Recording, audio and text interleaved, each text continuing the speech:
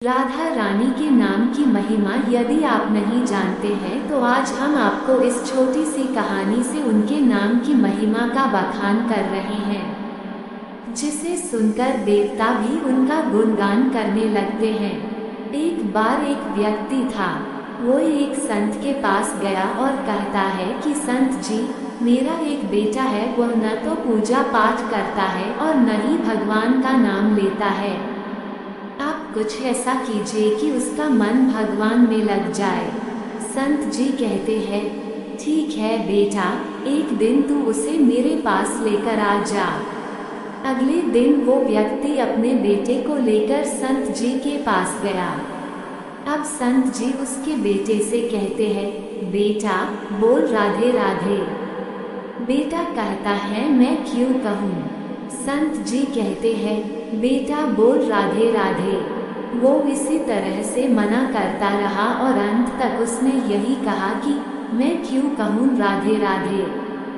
संत जी ने कहा, जब तुम मर जाओगे और यमराज के पास जाओगे तब यमराज तुमसे पूछे कि कभी भगवान का नाम लिया, कोई अच्छा काम किया, तब तुम कह देना कि मैंने जीवन में एक बार श्री राधा रानी के नाम को बोला है, बस एक बार। इतना बताकर वह चले गए।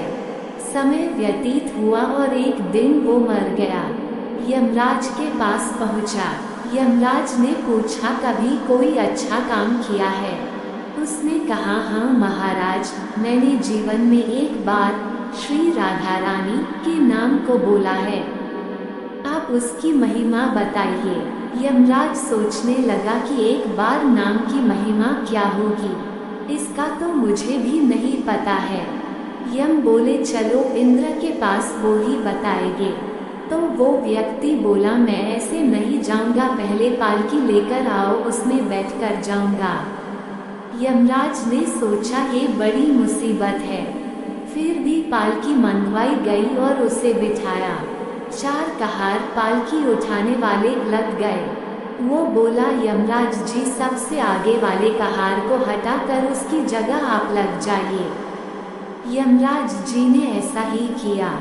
फिर सब मिलकर इंद्र के पास पहुँचे और बोले कि एक बार श्री राधा रानी के नाम लेने की महिमा क्या है। इंद्र बोले, महिमा तो बहुत है, पर क्या है ये मुझे भी नहीं मालूम। बोले कि चलो ब्रह्मा जी को पता होगा, वो ही बताएंगे। वो व्यक्ति बोला, इंद्र जी ऐसा है, दूसरे कहार को हटाकर आप यमराज जी के साथ मेरी पालकी उठाए। अब एक और यमराज पालकी उठा रहे हैं और दूसरी तरफ इंद्र लगे हुए हैं। पहुँचे ब्रह्मा जी के पास।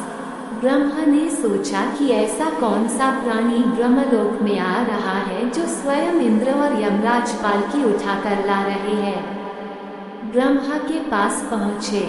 सभी ने पूछा कि एक बार श्री राधा रानी के नाम लेने की महिमा क्या है। ब्रह्मा जी बोले, महिमा तो बहुत है, पर वास्तविकता क्या है कि ये मुझे भी नहीं पता, लेकिन हाँ भगवान शिव जी को जरूर पता होगा। वो व्यक्ति बोला कि तीसरे कहार को हटाइए और उसकी जगह ब्रह्मा जी आप लग जाइए। अब क्या करते, महिमा तो जाननी थी। अब पालकी के एक ओर यमराज है, दूसरी तरफ इंद्र और पीछे ब्रह्मा जी है। सब मिलकर भगवान शिव जी के पास गए और भगवान शिव से पूछा कि प्रभु, श्री राधा रानी के नाम की महिमा क्या है। केवल एक बार नाम लेने की महिमा आप कृपा करके बताइए। भगवान शिव बोले कि मुझे भी नहीं पता, लेकिन भगवान विष्णु जी को जरूर पता होगी। वो व्यक्ति शिव जी से बोला कि अब आप भी पालकी उठाने में लग जाइए। इस प्रकार ब्रह्मा, शिव, यमराज और इंद्र चारों उस व्यक्ति की पालकी उठाने में लग गए और विष्णु जी के लोक पहुँचे।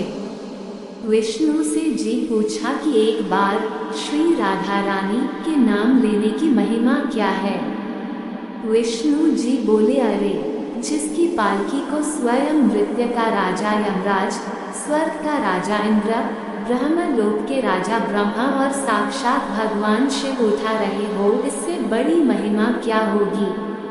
जब सिर्फ एक बार श्री राधा रानी नाम लेने के कारण आपने इसको पालकी में उठा ही लिया है, तो अब ये मेरी गोद में बैठने का अधिकारी हो गया है।